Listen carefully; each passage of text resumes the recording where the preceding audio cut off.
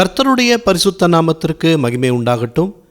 இந்த நாளிலும் கர்த்தர் நமக்கு தரக்கூடிய நல்வார்த்தை 1 தெசலோனிக்கேயர் 5வது அதிகாரம் 16வது வசனம். எப்பொழுதும் சந்தோஷமாயிருங்கள். பிரியமானவர்களே, கடந்த 10 மாதமும் நம்மை பாதுகாத்து வழிநடத்திய கர்த்தருக்கு கோடான கோடி நன்றியை தெரிவித்துக் கொள்வோம். இந்த நவம்பர் மாதத்திலும் ஆண்டவர் நமக்கு சொல்லும் வார்த்தை எப்பொழுதும் சந்தோஷமாயிருங்கள் என்பதே. இன்றைக்கு இருக்கும் சூழ்நிலையை பார்க்காமல் கர்த்தர் இனி நம் வாழ்வில் செய்யப்போகும் அற்புதங்களை பெற்றுக்கொள்ளப் போகிறேன் என்று விசுவாசத்தோடு சந்தோஷமாயிருங்க. உங்கள் மகளின் திருமணம் தள்ளி போய்கொண்டே இருந்தால் நல்ல மணமகனை ஆண்டவர் கொண்டு வரப்போகிறார் என்று சந்தோஷப்படுங்கள். உங்கள் மகனுக்கு எதிர்பார்த்தபடி வேலை கிடைக்கவில்லை என்று இன்று வருத்தப்படுகிறீங்க. சீக்கிரமாக ஒரு நல்ல வேலையை அவனுக்கு கொடுக்கப் போகிறார். அதற்காக இன்றைக்கே சந்தோஷமாயிருங்க. ஆண்டவர் மேல் விசுவாசம் வைத்தவர்கள் ஒருபோதும் துக்கமுகமாய் இருக்க மாட்டார்கள்.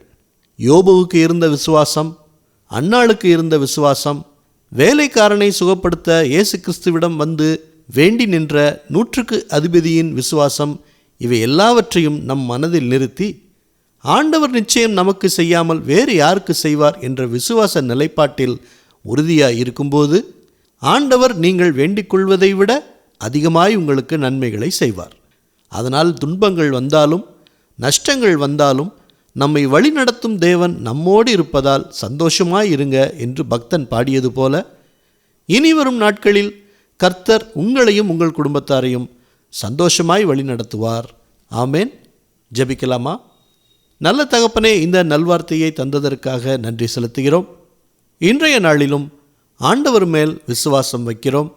எங்கள் குடும்பத்தில் நிலவும் சூழ்நிலையில் ஒரு சமாதானத்தையும் சந்தோஷத்தையும் தரப்போகிற கிருபைக்காய் நன்றி செலுத்துகிறோம்.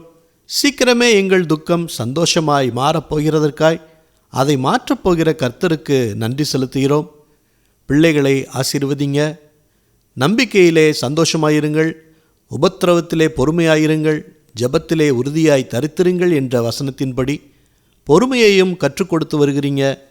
ஜெபத்தில் உறுதியாய் நிற்க பலனை கொடுங்க. நேர்த்தியான இடங்களில் எனக்கு பங்கு கிடைத்தது, ஆம் சிறப்பான சுதந்திரம் எனக்கு உண்டு என்ற விசுவாசத்தோடு மகிழ்ந்து களி கூறுகிறோம். கர்த்தர் பெரிய காரியங்களை செய்வார் என்று விசுவாசிக்கிறோம். வரும் நவம்பர் மாதத்தில் எங்களுடைய கையின் பிரயாசத்தை சாப்பிட்டு திருப்தி அடையவும், வியாதியிலிருந்து சுகத்தையும், கடன் பிரச்சனைகளிலிருந்து விடுதலையையும், வீணான பயத்திலிருந்து ஒரு தெளிவையும் கொடுங்க. எல்லா துதி கன மகிமை எல்லாவற்றையும் உமக்கே செலுத்துகிறோம். இயேசு கிறிஸ்துவின் நாமத்தில் ஜெபிக்கிறோம் பிதாவே. ஆமேன், ஆமேன். இந்த நல்வார்த்தையை மற்றவர்களுக்கும் பகிருங்கள். மற்றவர்களுக்கும் கர்த்தருடைய ஆசீர்வாதம் கிடைக்கட்டும். கர்த்தர் உங்களையும் உங்கள் குடும்பத்தாரையும் சந்தோஷமாய் வழி நடத்துவாராக. ஆமேன்.